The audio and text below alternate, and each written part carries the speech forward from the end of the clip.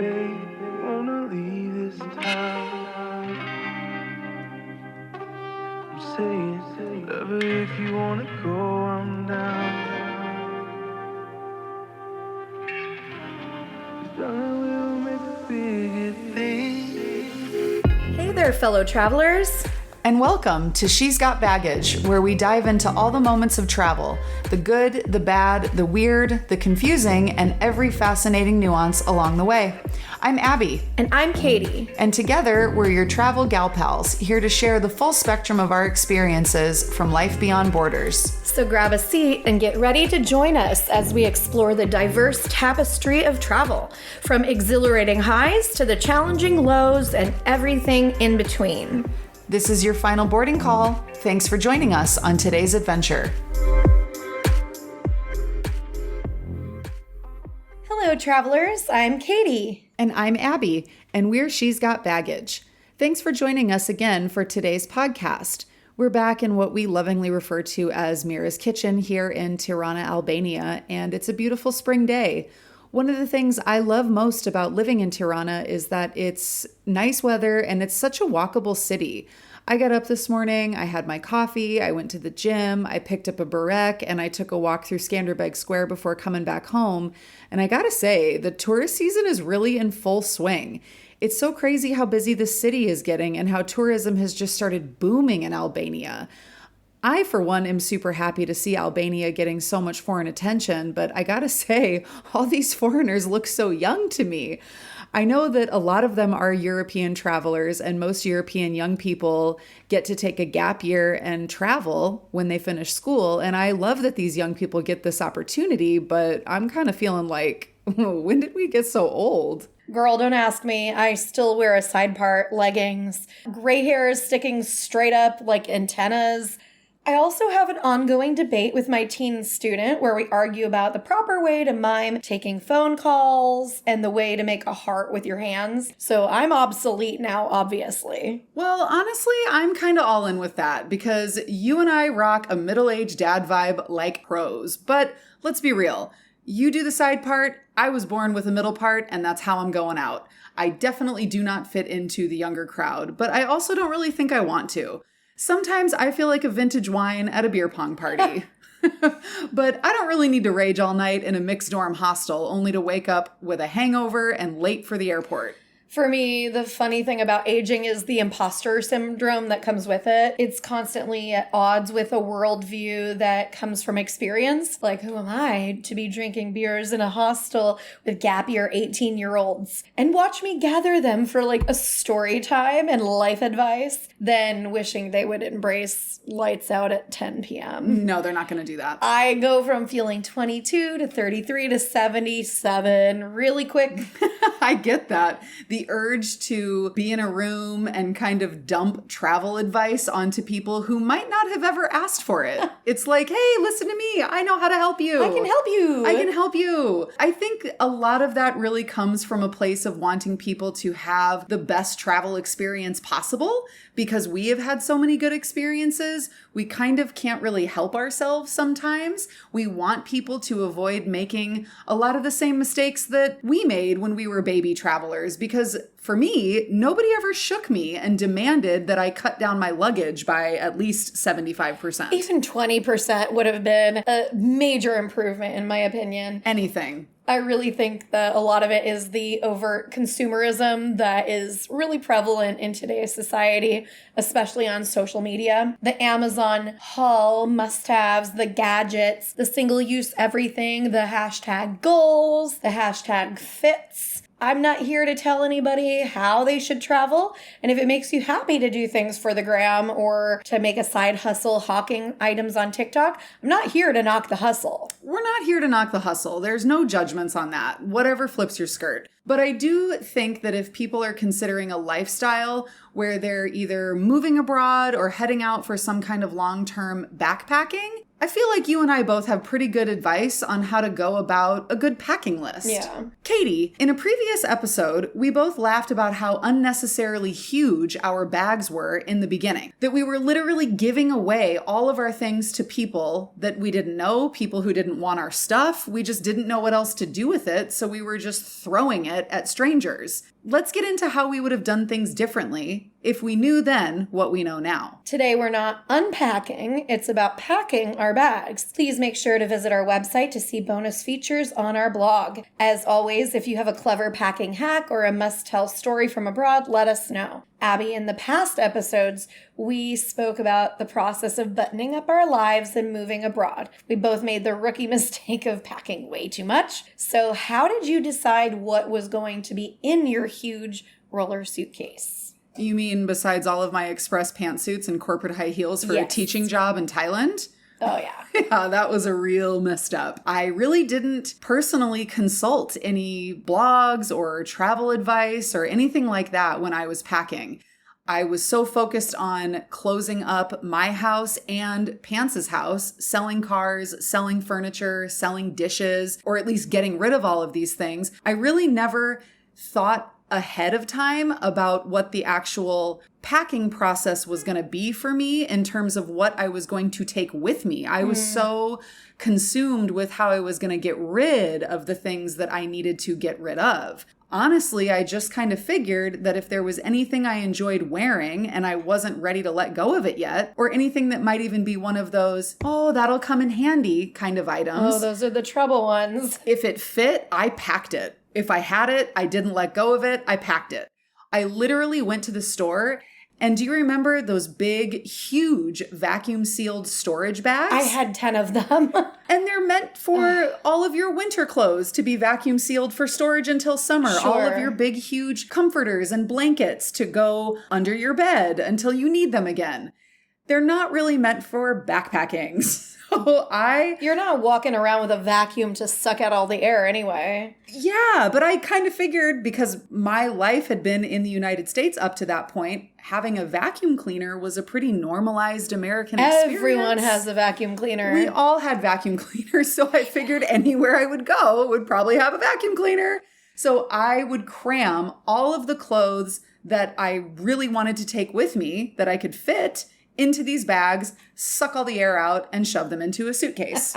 It was terrible. I had so much stuff. And I really don't even want to admit this because I feel so stupid saying it now, but I had such little experience traveling and packing. Something that never occurred to me, I never even thought twice about it, was the concept of a weight limit. 100%. I didn't even realize. You didn't even look into it? Didn't even look into God. it. Because up to that point, if I were getting on a plane, I was going somewhere for 4 days or 5 days or whatever. Sure. And most of the weight restrictions in the United States on domestic flights at the time, this is so long ago, I'm going to age myself a little bit, but we were allowed to take 50 pounds of luggage. We were allowed to have 2 suitcases per person at one point. For free. Yeah. We didn't get charged extra for it. Nobody was weighing bags. It didn't matter. Again, I feel really foolish to admit this now, but I had no concept of a weight limit or staying within a weight limit until we had gotten to the airport. Oh my God. I went to the check-in and the gate agent looked at these big, huge bags that I had and weighed them immediately and told me that they were overweight. I was going to have to pay extra. So I asked her how much. Oh no. And she said something like, I don't know, $250 or $300. Like, what a shock. You're not expecting that at all. And Oh, I God. had worked so hard up to that point to be super organized, do everything just right, not leave anything undone. And here I had overlooked something so simple. It's such so like obvious. it's the step one. Step one. Now I'm going to start this trip with a $300 purchase just to take my own stuff onto a plane. I was not having it. I was so pissed. So I raced back out of the airport, When we went to the airport, Pance's parents had driven us. So I was really hoping that they were still there. I feel bad saying this. I was kind of banking on the idea that Adam's mom might still be out there, just kind of sad. Crying. Yeah, Don't leave. I was like, I have a feeling they're still here. So I go racing out of the airport, and sure enough, they were still waiting. They're such a sweet family. They're so sweet. They've got all the love. So much love. And so right there on the sidewalk, I fling open my bag and I just start blindly yanking stuff out and chucking it into the back of their truck. And they're looking at me like, what is going on? And I'm almost again in tears because I don't want to be late for this flight. I'm like, I can't take my stuff. So I was kind of freaking out. Again, one of the things that frustrated me so much is that I was so organized in the way that I had closed up my house and sold off all of my things, but I did zero research when it came to how and what to actually take with me. I know how much you love to do research for things, so something tells me that you actually sought out a lot of packing influence and really had a lot of lists or a lot of things that you wanted to bring. What was that like for you? Calling me out, Abby. Sorry. I'm so easygoing. I got you clocked.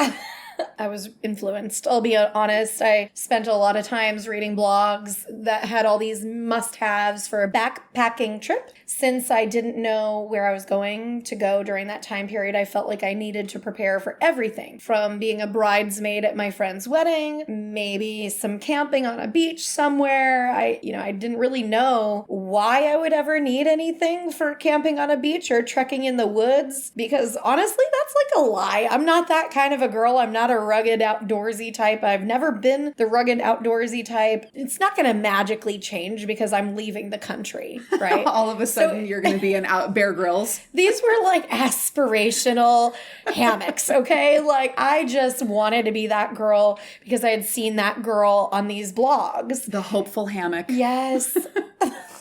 A big miscalculation was made. I thought that I needed to bring everything for every kind of situation. I just didn't even consider how I could just, shop or rent something if I needed it along the way. I thought I needed everything and that I could never actually access anything ever again once I left. I know exactly what you're saying. I know that feeling. This funny insecurity that I definitely used to have, I think is also true for a lot of beginner stage travelers. This feeling that if we don't bring something with us, there's no way we're ever going to find a replacement for that thing in whatever country we go to. Like as if people all over the world don't use socks and Q-tips. If we don't bring them, we're never going to find them again. So I definitely packed a lot of unnecessary things. But for me, it was mostly about clothes because that's what I had. Right. I had so many clothes. The most ridiculous variety of unnecessary clothes is what I ended up packing. Just in case I needed to be boardroom ready, right? So I'm bringing power suits for the day, activewear for afternoon yoga. Then I had rugged hiking gear for that impromptu mountain trek, all before I had something to slip into more glamorous for an international dinner soiree. Definitely followed by a midnight beach party for which I'd need a plethora of flowy dresses. And I figured all of this would happen within the same day. So yeah. I brought it all, and I immediately regretted it. What kind of excessive Katy things did you bring along? Oh, I'm so glad you asked. I've traveled with you, and I know that you pack crazy things. I pack crazy things now, but like MacGyver kind of stuff. But back then... That's kind of what I mean. Now you've gotten so much better at paring down. So what did young, dumb baby traveler Katy pack? Because I know she brought crazy things. Actually, preparing for this episode, I went through some of my photo albums, and I found a lot of evidence of you took pictures of it? I took photos of all of my things displayed on the floor because I'm like, I'm going to be a big famous blogger. Maybe about 10% of the things in those photos I still have. The rest of it I totally had forgotten about. I wrote down some of the unnecessary things that have made me laugh a lot since then. I had a bunch of full-sized bottles of things, like sunscreen, a bottle for the face, a bottle for the body. I had hair products, like anti-frizz stuff. Like, I'm not going to put my hair up in a bun for the next 8 years. No, all of the gels and liquids and all the things. to keep your hair nice and smooth when you're going to a tropical climate and you're going to be in a bun. I had a really nice curling iron that wouldn't even work outside of the US because it's a different voltage I didn't even consider. Nope. I had a snorkel and a mask. Okay. I had a laser light, like a long disco light that you could shine on the ceiling for impromptu parties. For like light shows? Yes. A water purifier, a hammock tent, and a sleep sack, a mini clothes drying rack, markers and coloring books. Okay. Business cards. Business? For what business? You know, because I'm going to be a big famous blogger. So Wait, was the business just Katy? My blog website, okay? I had electric razors. I had 3 pairs of jeans I never wore. To move to the Philippines. Yep. Oh. I had this lug lock, which was like the early first edition of like a GPS luggage tracking device, which was huge. So many clothes, like 10 of everything, 10 tank tops, 10 t-shirts, 10 shorts, everything. It's so stupid. So I even have a photo of me weighing the big backpack. Like, I had a backpack and a front backpack at the beginning. My big backpack was just 49 pounds. Ooh. Just for that one. So I was a complete tool. Yeah, okay. I understand now why your bag was so heavy. And I feel like your bag at 49 pounds was probably bigger than you. I would say that I can't believe you brought your own laser light show, but that would be a lie. That is exactly something that you would do. Well, I had to be prepared for everything. Come on, don't leave me hanging. What were some of the dumb things you packed? Oh, none. Nothing. Of course. Of course not. Yes, you're so organized. I'm so organized. No, it was actually so long ago that I don't really specifically remember dumb things or silly things. I just remember so many clothes. That is really what I remember. And I also remember having to part with some really nice hair tools, curling irons, straighteners, lots of cute shoes. And I had a lot of purses. Like, why did I bring so many bags? Yeah, I had like a dozen purses that I just thought I was going to need. So funny to me right now because that's not like me. You have like a purse. I have a purse. For the 8 years that you've known me, I've known you, and you just keep replacing that purse with the exact twin of it, and just you just keep having the same purse over and over again, cloning it time and time again. So yeah, you've had a purse or a second generation of a purse. Like when the strap starts to unravel or the pockets start to tear, I have taken my purses to tailors and been like, help me fix this. So I sew them back, I stitch them back together. Oh, shout out to tailors. That is also a huge hack, is like when you need to fix things instead of replacing things. It is the best. So you know what I do remember packing though? Was like 2 or 3 full-size freezer bag, Ziploc freezer bags, the big ones, full of koozies. What? What are you going to do with, like... I'm going to party. That's probably 100 koozies. Yeah. Yeah. Pants and I needed a lot of koozies. And honestly, I don't really regret that one though, because I still have a lot of them. We've lost a few over time. I still have a lot of them. We use them all the time. You sure do. I use them. I use them all the time. They keep your beers cold when it's hot. They keep your hands warm when it's cold outside. So I'm not mad that I brought all the koozies. But with you and your laser light show and all of these other curling things... iron. Did you ditch all of that stuff right away? Oh, no. I wish I could say that I did, but it took me a while to let go of some of those things because I had spent money on them. I'm holding on. And I was also thinking I would return to the United States. And so I started leaving behind the clothes at first. Everywhere I stayed, I left something behind. I really hung on to a lot of my things for about 2 months when my backpack started to fall apart. The straps are buckling. They were the straps had just gone. They disintegrated, and I needed to buy a new bag in New Zealand. At that point, I lightened my load a little bit, but I just kept replacing the stuff I had left behind with new stuff. Oh, yeah. It was just really hard to keep things light. So I'm going to share this really dumb photo on our blog, but you can see how many bags I'm draping on my body as I desperately try to climb inside of a train in Sri Lanka. I was so dumb. You can't even, you're wider than the door. You can't even get into the door of the train.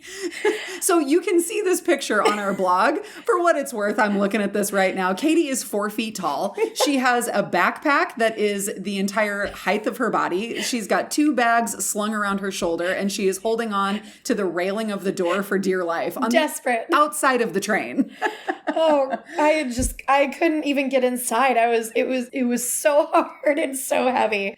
That was what I struggled with pretty much my entire year. I also know you left a lot of things you loved and things you spent money on around Thailand.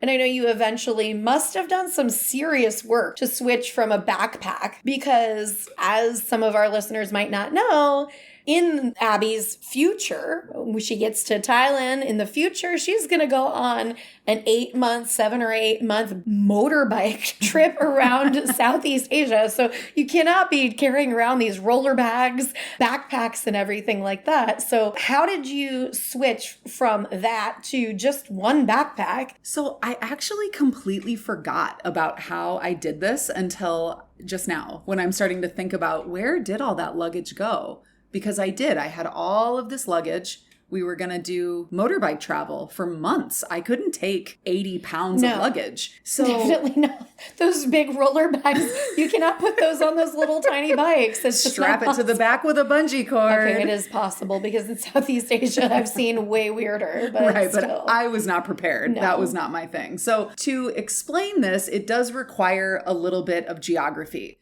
We were leaving Phuket, Thailand, and we wanted to do some real backpacker type of travel. So Pants and I obviously both had too much luggage to really properly go backpacking, and we knew that we probably wouldn't come back to Phuket to collect all of these things if we left them there to come back and get it later. So we put our suitcases on a post office truck, who then took it from Phuket, Thailand, and delivered it to our original landlady. Her name was Pete Bao, and she lived up north in Ratchaburi, not far from Bangkok. Wow. This is kind of crazy, actually. We didn't intend on living there again, but it was only about 2 hours from Bangkok, and we figured that having our stuff closer to Bangkok made more sense than Phuket because we were going to do a lot of traveling. We didn't know where our travels were going to take us, and Bangkok has such a big international airport that if we found ourselves at the end of this trip coming back through Bangkok, it would be easy to intercept our stuff from Pipao. Sounds solid plan. Sounds like a solid plan. But in hindsight. Hey man, it kind of worked out, all right?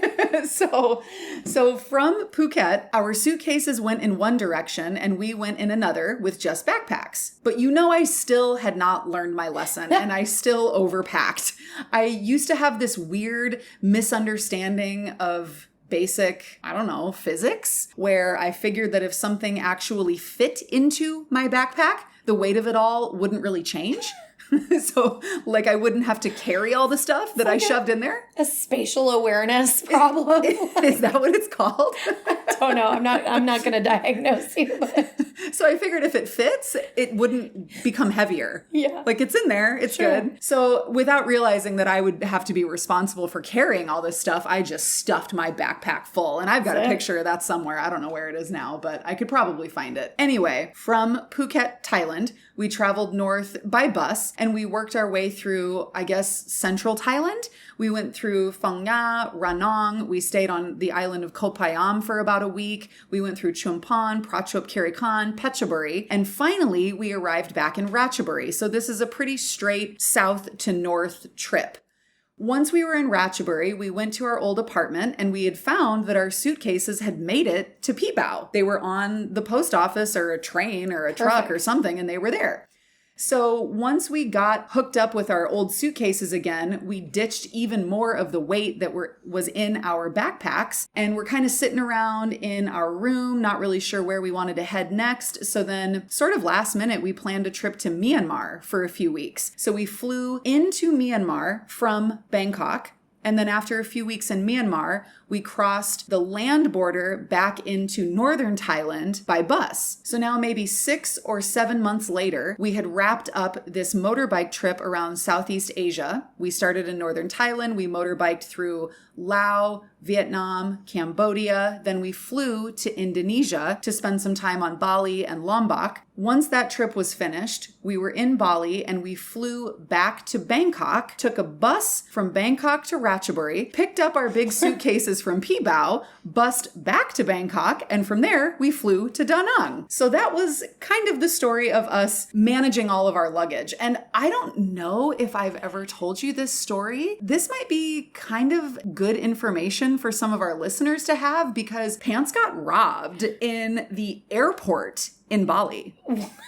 Did I ever tell you this? No. So this is kind of crazy because it was actually a really good scam and one that I don't think anyone would ever see coming, honestly. Wow. Pants and I were traveling, just the two of us, and we had to fly from Denpasar back to Bangkok. We went through the security line, which was really pretty quiet at the time. It wasn't busy. It was almost like it was the two of us and the security team. There weren't really any other people there. I went through the security line first. As you do, you take off your backpack, you take out your laptop if you have it, you put everything in the trays, and then they send those trays through the little scanners, and then you walk through the metal detector. I get through, I'm starting to put myself back together, pack my bag up again. I'm not really paying attention to Pants because he knows how to go through airport security. He doesn't need my help. After I packed up all my things, I started just walking toward the gate. I figured he'd be on his way. And I'm a little further along and Pants is still not behind me. So I turn around, I look way back down to the security area. Pants is down there and he is fighting with the security officers, like the TSA. Yeah.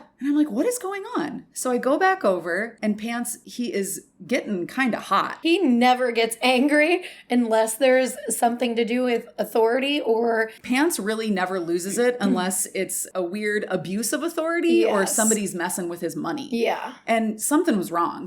And he's very respectful. He's very calm. Something was not right. So I went back to the security area. What happened was when Pants took off all of his things, set them on the security belt, he walked through the metal detector, but before he went through the metal detector, the security officer pointed at his pockets and said, "Oh, take everything, empty your pockets." So Pants reached into his pockets and he was holding his wallet and his money. There was nothing metal, but you're in such a hurry to kind of just do what you're told in the security line. You really don't think twice about it. For a little clarification, we actually were traveling with a ridiculous amount of cash because we needed to pay cash for our visa on arrival. And it was a 1-year visa in Vietnam. At the time, this was a couple $100s per person. Pants had, I don't know, $300 or $400 in USD, in American cash, in his wallet. So the security officers said, empty your pockets. He reaches into his pockets, he pulls out his wallet, and they said, oh, no, set that on the tray table. So he does. He walks through the metal detector. All of his stuff comes out of the scanner. He starts putting his bag back together, and then he realizes, he starts to pat his pockets. He's looking through his stuff. His wallet's not there. And he says to the officers, "Where is my wallet? I set it in the basket. Where is it?" And they're saying, "We don't know. We don't have it. You should have it."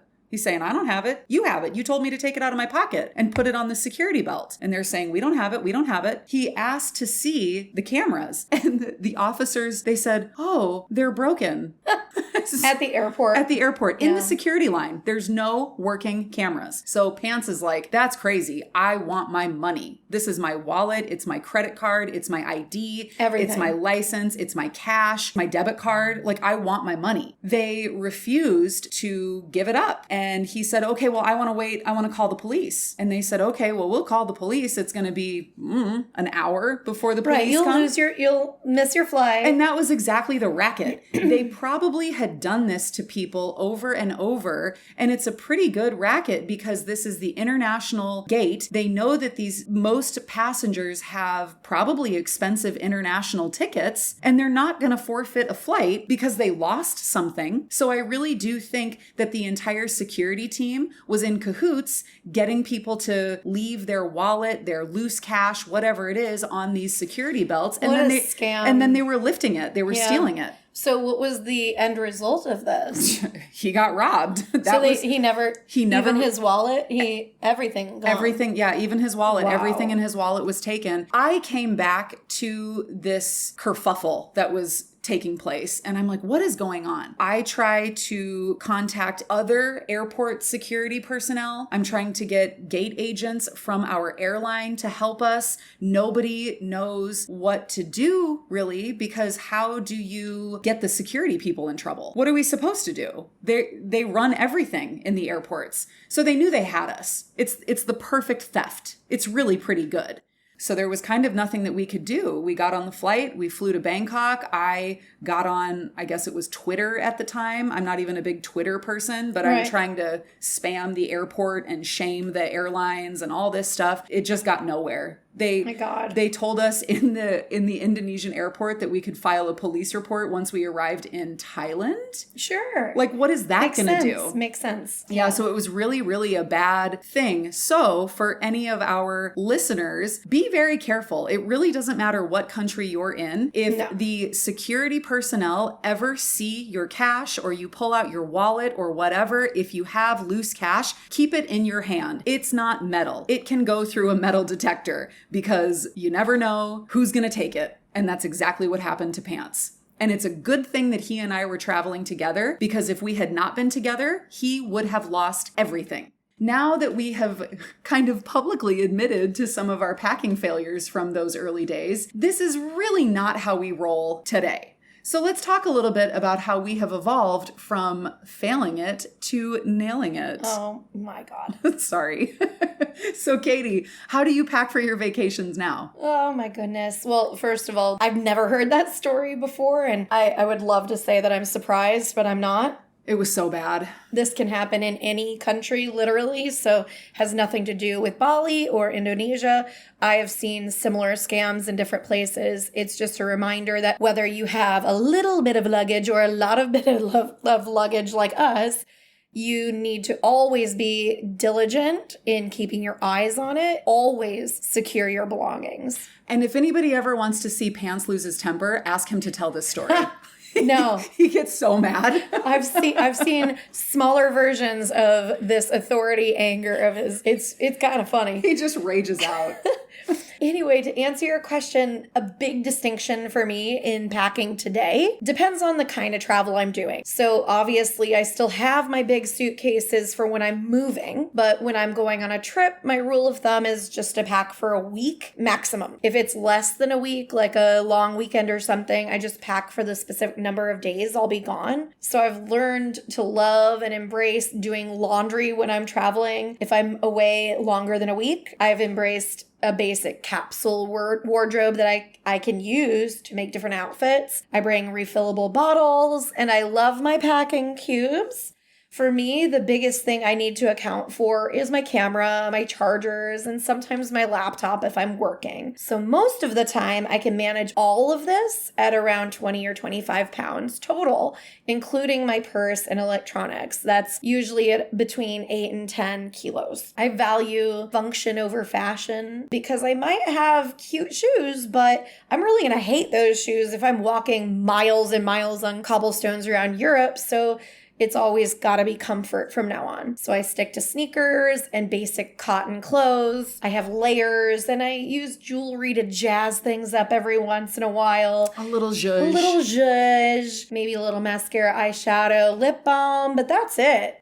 If I need something, I'll just buy it on the road. Or honestly, I've gotten really good at shopping on Amazon and sending it to the next hostel that I'll be at the following week or something. Yeah. So that's really helped me cut down on packing the things that I bring along just in case I might need it. What about you? The just in case packing I have really, really grown out of. Yeah.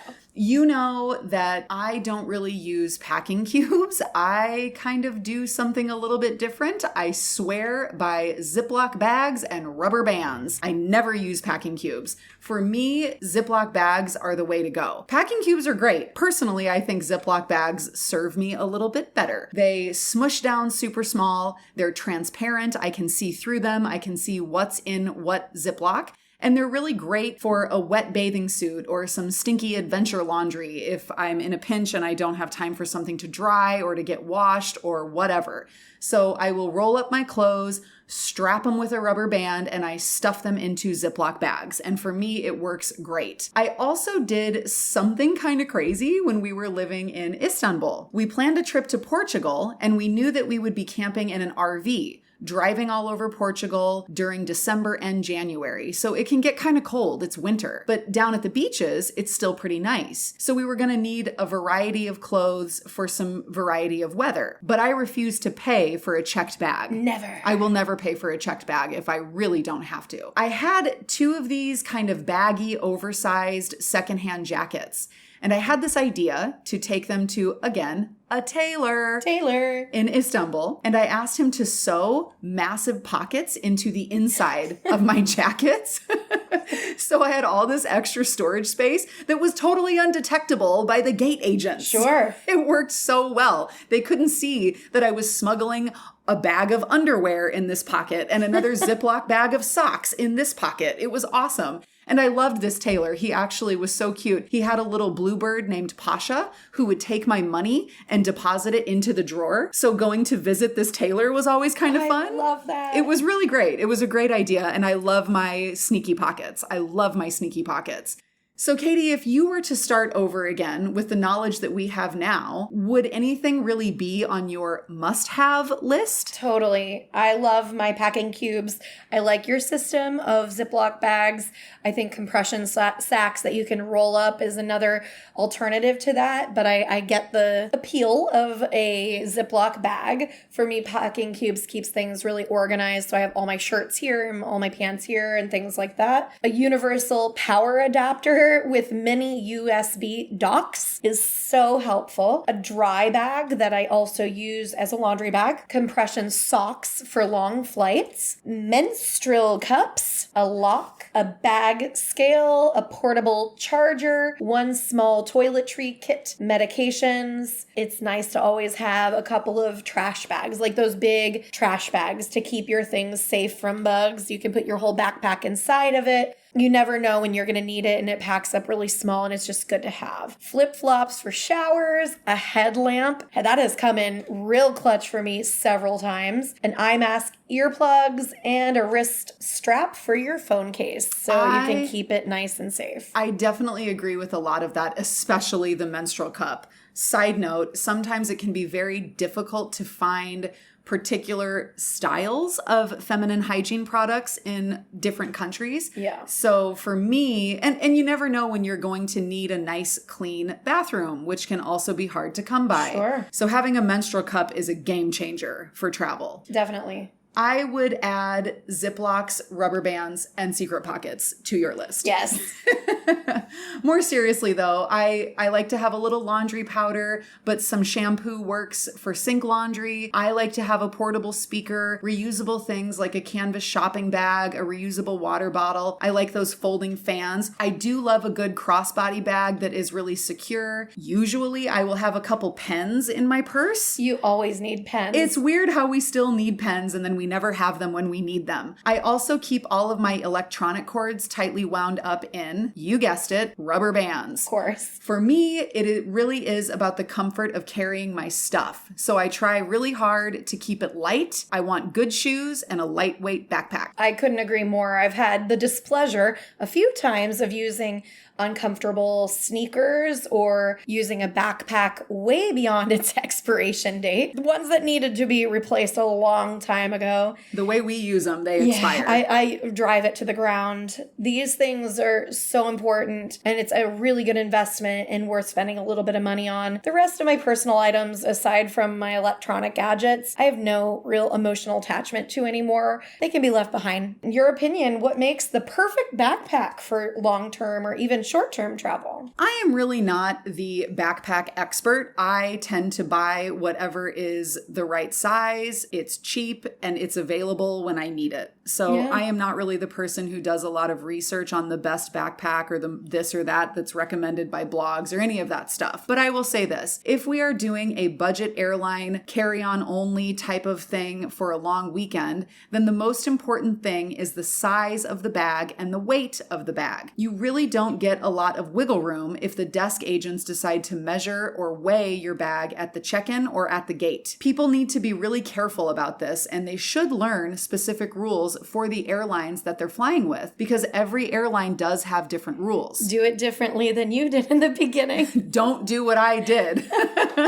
I have the perfect size bag at the moment, which is compatible with the sizing and the weight restrictions throughout Europe. It's also got this bottom panel that I can unzip and drop it down so it expands, and it increases the size of my bag by probably about 30%. So that's kind of a nice trick if I ever did want to get a bigger backpack and not buy a new one. For longer travel or multiple stops, a lot of people go for a bigger pack. I don't think anything more than about 40 liters or so is really necessary. Anything more than that is just adding a lot of stress to your body. It's hard on your back, your neck, your shoulders, your knees, your ankles. You Everything. get tired lugging around a big, heavy bag. I think a good bag needs to have both a comfortable chest strap and a nice hip strap, and it needs to fit your body frame comfortably. I should really take my own advice though, because like I said, the backpack I currently have is pretty cheap. It's not terribly comfortable. I never use the hip straps or the chest straps because I just refuse to pack so much because I don't want to carry that much weight. I've seen your backpack. I know that you got it at a local market, and I know it's a knockoff Nike, but it's perfect for it's these not a flights. knockoff Nike. It is a brand name Escape, but I think it's misspelled. Yes.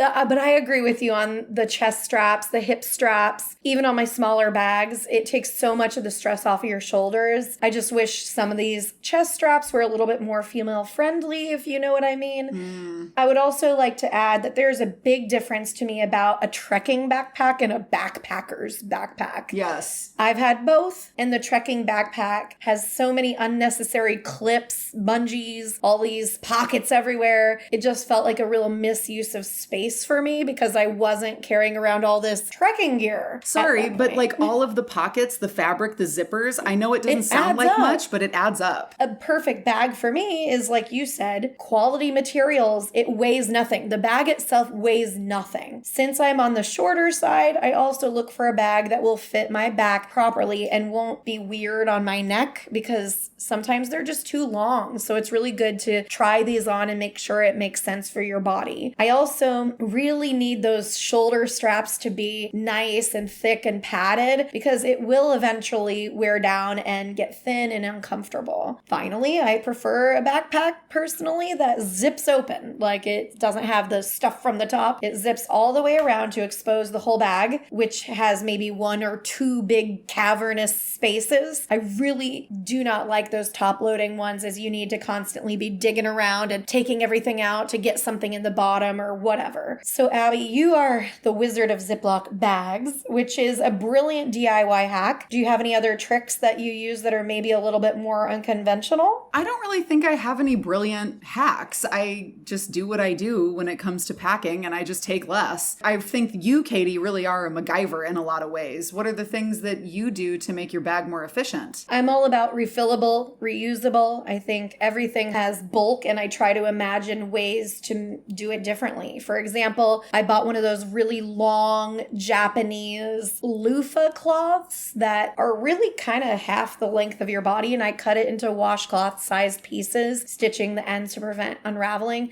This cloth dries so fast, it takes up no space, which is so much better than those big poofy loofahs or even a washcloth that takes days to dry. I also prefer bars of soap for long-term travel as they last longer. I cut the bar of soap into tiny little pieces, like the size rise of hotel soaps. If I'm traveling for long term, I only use one piece at a time, keeping the reserves for later in my bag, or for short term, I leave those reserves at home. I find that these soaps dry faster, and when they are too soggy or small, I just throw it away. I also have a hostel bed kit, which is a little tiny zipper bag with a mask, earplugs, tissues, pills, inhaler, chapstick. I can just leave this on the hostel bed and I don't have to fuss around when it's dark. The last thing I've loved for long-term travel was this small portable clothesline, which now I just use a thin nylon rope so you can do sink laundry. I also bring a little snack baggie of powder laundry soap for doing little sink loads between those big laundry days.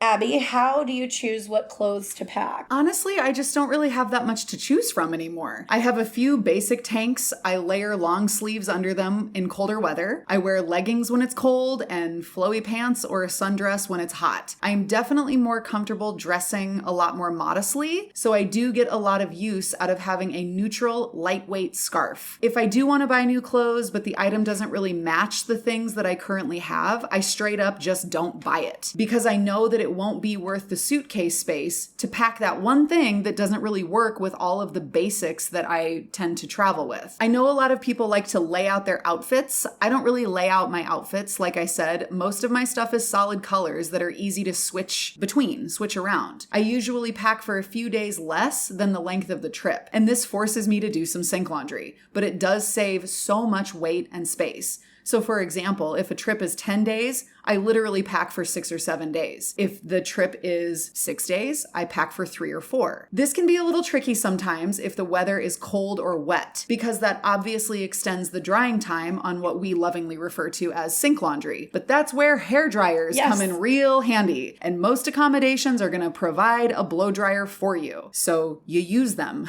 to dry your clothes. I don't really use all that much makeup. I don't use hair products. I don't have hair tools, curling irons, straighteners, any of that stuff. I would definitely say that long-term travel has had a big impact on my getting ready routine. I don't really spend all that much effort on getting ready because I just don't have the stuff. You had mentioned the need to bring medicine on your trips. Which things do you think that people should bring, and what things do you think people could leave? Well, you really need to bring anything that's really specific to you, like birth control or specific brand needs for prescriptions. Brands and formulas might differ per country, so this is something to consider if you have specific needs. There are things that are great to buy in the US that are cheaper and better stateside. Bring your ibuprofen, acetaminophen, cold meds, Benadryl, vitamins, supplements. If you're moving abroad, stock up on those for sure, because those things are so much cheaper in the States and more powerful. You can get these giant bottles of acetaminophen at Walmart for like $8. For $8 in Europe, you're getting 10 pills. Do your research into the countries that you're going to and talk to your doctor, including any advised pre-travel vaccines that your doctor might recommend. I have found things like antibiotics, my asthma medicines, or over-the-counter medicines are pretty cheap here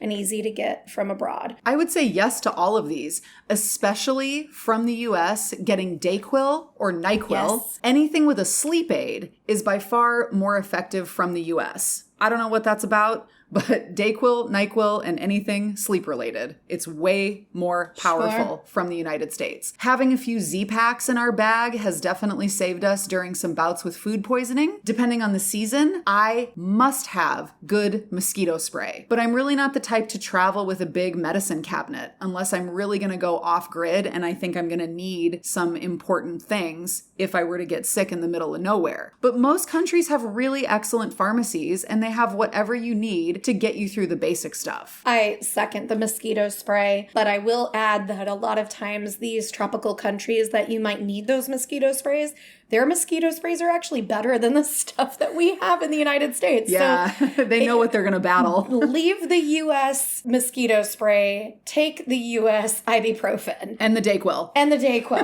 I'm trying to be more intentional about my packing. So no more big bottles, no more wasteful plastic or single-use stuff. Shop along the way. Did I sum it up pretty well? I would say that you did. We could have saved a lot of headaches and backaches if we had known then what we know now. We would still have been stupid baby travelers in many ways, but at least we would not have suffered under 100 pounds of unnecessarily curling iron. Speaking of things that we left at home, I think that since we both now have a different relationship to things, when I think of what I wish I could bring along with me on all of these adventures, it's honestly just my people. I don't really need a lot of stuff on my travels, but I do love when I get to share my travel experiences with my friends and my family. It definitely tugs at your heart, the people that we've left behind. Even though I don't experience the traditional homesickness anymore, I do miss my people like crazy. One of the heartbreaks of being away is watching everyone live their lives without us and wishing we could teleport to be there with them. It's like being on the outside looking into the fishbowl. Yeah, I know what you mean. That can be kind of hard sometimes. That's maybe a good idea for next time. To our listeners, please do tune in next time as we show all of our emotional baggage, as we grapple with missing our people, important events, and forming new concept of what home means to us. We hope that today was useful to people